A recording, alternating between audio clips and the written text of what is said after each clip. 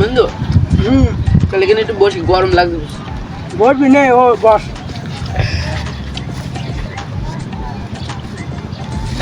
কি করে কই যাস, কি কই রে?